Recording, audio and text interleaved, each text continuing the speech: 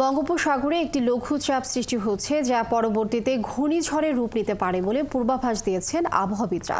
তবে এটির গতিপথ কোন দিকে থাকবে তা এখনই বলা সম্ভব নয় বলেও জানিয়েছেন তারা। আর বৃষ্টির পরিমাণ কম থাকায় সহসাই তাপমাত্রা কমছে না। গত বছরের মতো এবারও তীব্র থেকে মাঝারি তাপপ্রবাহ বইতে পারে দেশের বিভিন্ন জেলায়। হাবিব রহমানের প্রতিবেদন। হঠাৎ করে বিভিন্ন জেলায় বেড়েছে তাপের প্রখরতা, পারদ উঠেছে ৩৬ ডিগ্রি সেলসিয়াসের উপরে। শুক্রবার সর্বোচ্চ তাপমাত্রা ছিল খুলনার মংলায় ৩৬.৮ ডিগ্রি সেলসিয়াস। এরপরই ছিল রাজশাহীতে ৩৬.৭ ডিগ্রি সেলসিয়াস। সূর্যের এই প্রখরতা থেকে বাঁচাতে গাছের ছায়ায় ভরসা নিম্ন ও মধ্য আয়ের মানুষের। শীতল ছায়ায় ক্লান্তি দূর করতে ঘুমিয়ে নিচ্ছেন অনেকেই। সানবিট সব দিবে সামাল। সানবিট ম্যাজিক প্রেস ডিশওয়াশিং এর মাথা ঘোরানো সলিউশন। আবহাওয়া অফিস বলছে শনিবার তাপমাত্রা সামান্য বাড়তে পারে। তবে চলতি মাসে দেশ জুড়ে ২ থেকে ৪টি মৃদু ও মাঝারি তাপপ্রবাহ বইতে পারে। বৃষ্টির পরিমাণ গত বছরের চেয়েও এই বছর কিছুটা কম হয়েছে। তাই সহসা তাপমাত্রা কমার সম্ভাবনা নেই বলে জানিয়েছেন আবহাওয়াবিদরা।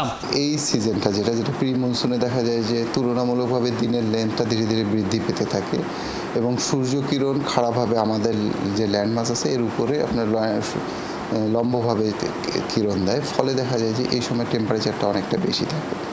আর যেহেতু বৃষ্টিপাতের পরিমাণটা কম, সেহেতু দেখা যাবে যে টেম্পারেচারটা এবছরও গত বছরের মতো তুলনামূলকভাবে টেম্পারেচারটা একটু বেশি থাকারই সম্ভাবনা আছে। আবহাওয়া অফিস বলছে গত কয়েক বছর ধরেই প্রাক বর্ষায় বৃষ্টি কম হচ্ছে, আবার বর্ষার শেষ দিকে বৃষ্টি বেড়ে যাচ্ছে। আবহাওয়ার এই পরিবর্তন অনেকটাই শঙ্কার। এরই মধ্যে আন্দামান দ্বীপপুঞ্জে একটি লঘুচাপ সৃষ্টি হচ্ছে।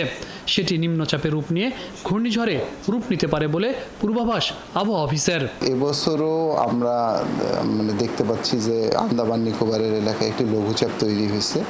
তো হয়তোবা এটা ধীরে ধীরে ইন্টেন্সিফাই হবে এবং এই মাসের ভিতরে একটা সাইক্লোন ডেভেলপ করতে পারে। তবে এই বে অফ বেঙ্গলের চারপাশে কিন্তু 4টা দেশ আছে, আপনার শ্রীলঙ্কা, ভারত, বাংলাদেশ এবং মায়ানমার। এবং এখানে যে সাইক্লোনটা তৈরি হওয়ার পরে এই 4টা দেশের যে কোনো একটা দেশের উপকূলেই আঘাত হানতে পারে। তবে চলতি মাসের 15 তারিখের মধ্যে ঘূর্ণিঝড় সৃষ্টি হবার কোনো সম্ভাবনা নেই বলেও জানিয়েছে আবহাওয়া অফিস।